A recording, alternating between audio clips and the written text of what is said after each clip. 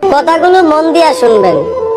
গাধাকে যখন সৃষ্টি করা হলো তখন গাধাকে বলা হলো তোমাকে সকাল থেকে সন্ধ্যা পর্যন্ত প্রচুর পরিশ্রম করতে হবে, সারাদিন পিঠে বোঝা বয়ে বেড়াতে হবে, খেতে পারবে শুধুই ঘাস, তোমার মাথায় কোনো বুদ্ধি থাকবে না, আর তোমার আয়ু দেওয়া হবে 50 বছর।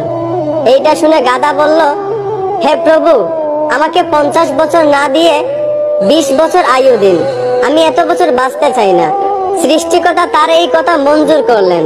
তারপর যখন কুকুরকে সৃষ্টি করা হলো তখন কুকুরকে বলা হলো তুমি হবে মানুষের একজন কাছের বন্ধু, আর তোমার খাবার হবে মানুষের থেকে যাওয়া জুতা খাবার, আর তোমার আয়ু দেওয়া হবে 30 বছর। এইটা শুনে কুকুর সৃষ্টিকর্তার কাছে হাত জোড় করে বলল, হে প্রভু, আমি 30 বছর বাঁচতে চাই না, আমাকে 30 বছর থেকে 15 বছর আয়ু দিন। সৃষ্টিকর্তা তার এই কথাও মঞ্জুর করলেন।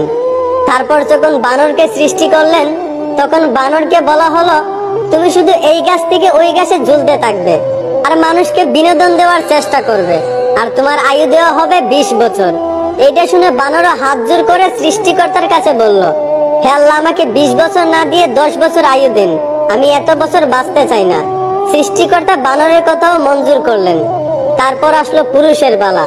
পুরুষকে যখন সৃষ্টি করা হলো তখন পুরুষকে বলা হলো তুমি হলে প্রাণীদের মধ্যে সবচেয়ে বিচক্ষণ এবং বুদ্ধিমান, এই জন্য তোমাকে প্রাণীদের শিরোমণি করা হলো, আর তোমার আয়ু দেওয়া হবে 20 বছর।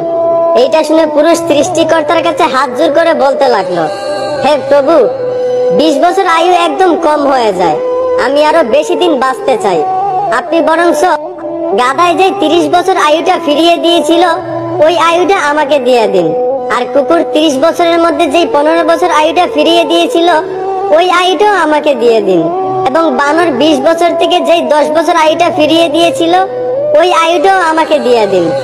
সৃষ্টিকর্তা পুরুষের এই কথাগুলো মঞ্জুর করলেন।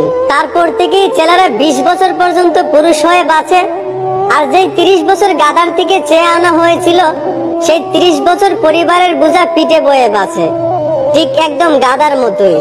বাকি 15 বছর সন্তানরা যা দেয় তা খেয়ে বাঁচতে হয়।